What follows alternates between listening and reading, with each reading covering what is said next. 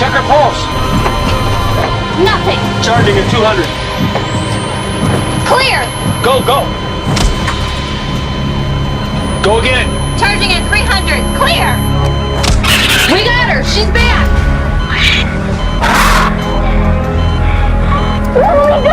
You're not gonna die. We're not gonna let that happen. Watch that monitor.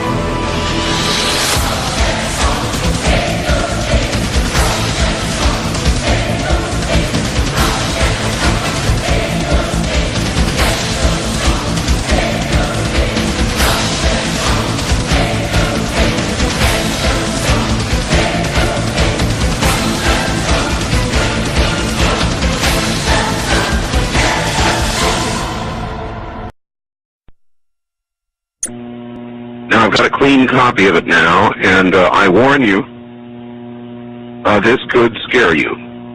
Here's the email. Dear Art Bell, I just recently began listening to your radio show and could not believe it when you talked about the sounds from hell tonight. My uncle had told me this story a couple of years ago, and I didn't believe him. Like one of your listeners who discounted the story as nothing more than just a religious newspaper fabricated account. The story about the digging, the hearing of the sounds from hell is very real. It did occur in Siberia. My uncle collected video and so forth on the paranormal, supernatural. He passed away fairly recently, but he would have loved your show. He let me listen to one of the audio tapes that he had on the sounds from hell in Siberia, and I copied it. He received his copy from a friend who worked at the BBC. It took me a while to find it tonight, but attached is that sound from my uncle's tapes. It's not the greatest quality, but the sounds are there. I was very hesitant to send you this, as the sound bothers me to listen to. I'd suggest that if you do play it on the program, warn listeners in advance so they may have the option of turning the radio off for 30 seconds while it plays. It has always haunted me. To those who discounted the Siberia sounds from hell story, it is true, and I, for one, wish it wasn't. Rick, listening from Chicago. And so I submit now the cleaned, a better copy to you, and I warn you, what you are about to hear is very disturbing indeed.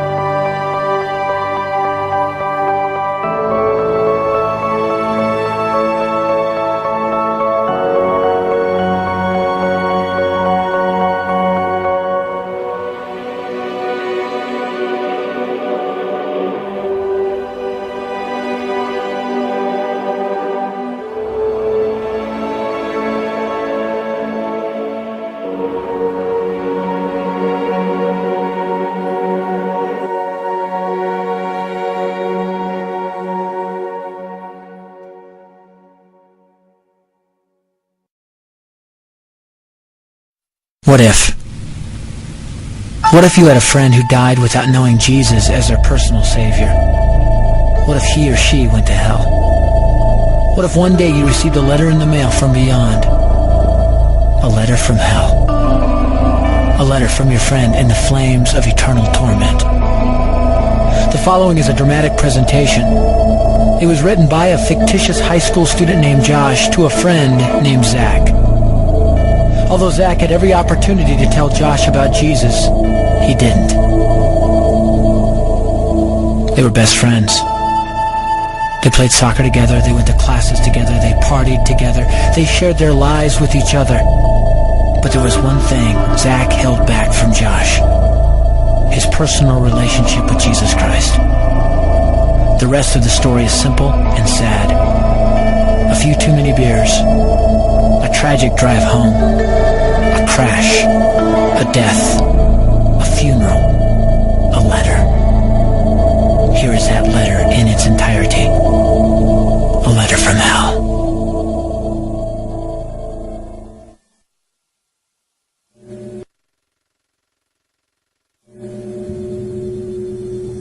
Dear Zach,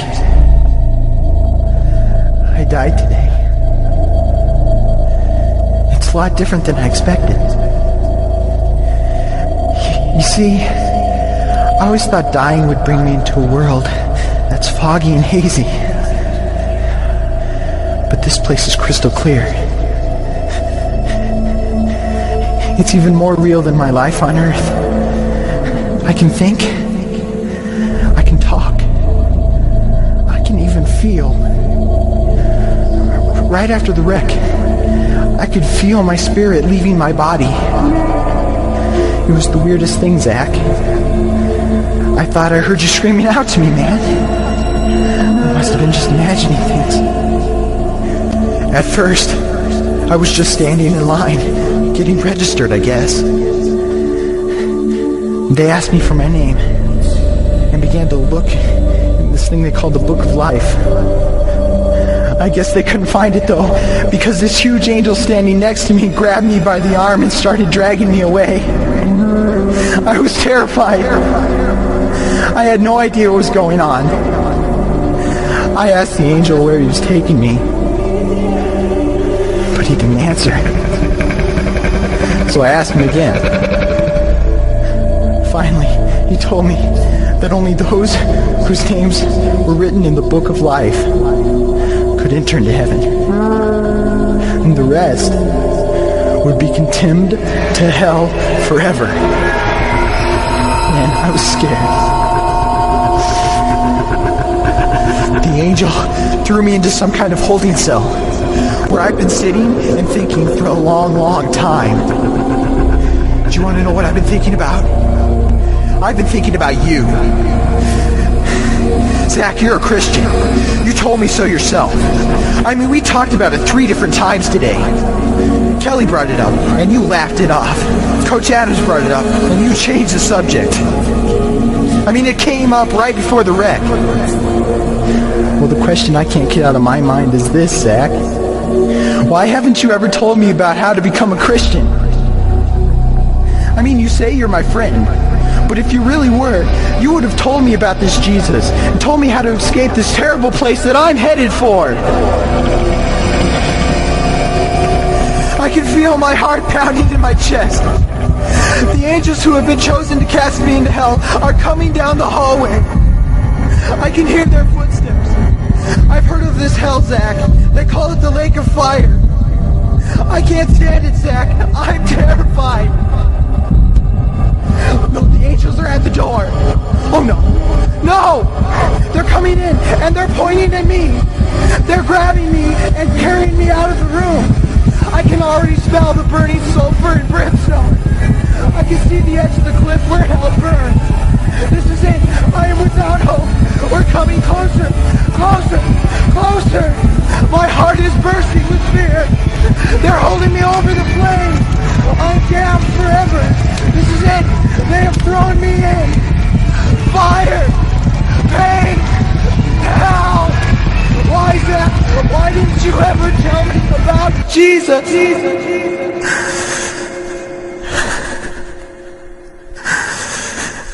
Signed, your friend, Josh. Your friend, Josh. P.S. Welcome. Wish you were here. Wish you were here. Wish you were here. Wish you were here. Wish you were here. Wish you were here.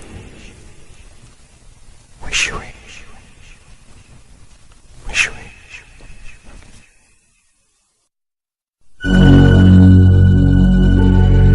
Don't bother me. Don't bother me with souls to save. I have my own agenda. There's school to do, sports to play, important stuff to attend to. Don't bother me with my friend at work. He's got his own religion. I don't have time to change his mind. He'll make his own decision. Don't bother me with that little girl, the girl playing in the street. She's much too young to understand that the Savior she can meet.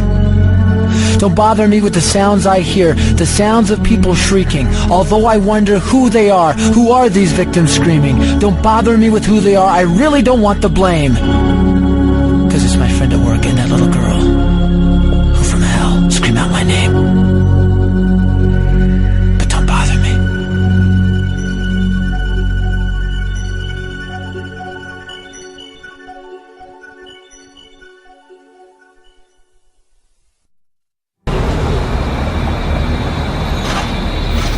It's tough to drive down the expressway and see all the thousands of people who pass us.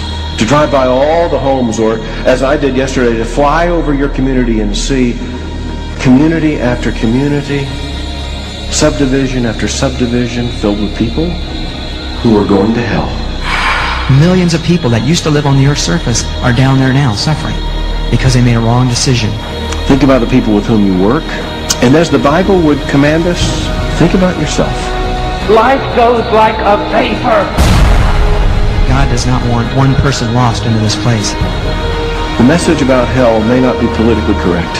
It may, in this day of postmodern confusion, be something that creates bad public relations. But it is essential to understanding why Jesus came and what Jesus did and why it matters. Isn't it exciting to know that the will of God is not just a cloud, it is a detailed thing, and you don't have to just walk around in a fog all your life? But we fool ourselves if we do not face hell seriously. We have purpose. We have a reason to glorify God on the face of the earth by taking the gospel to every creature. It is not a vain job. It is not a vain task. He will do it and desires to accomplish it through you. The name of God is going to be great among the nations from the rising of the sun even to its setting. He is going to do it. Now, church, He has invited you to participate in the joy of the harvest.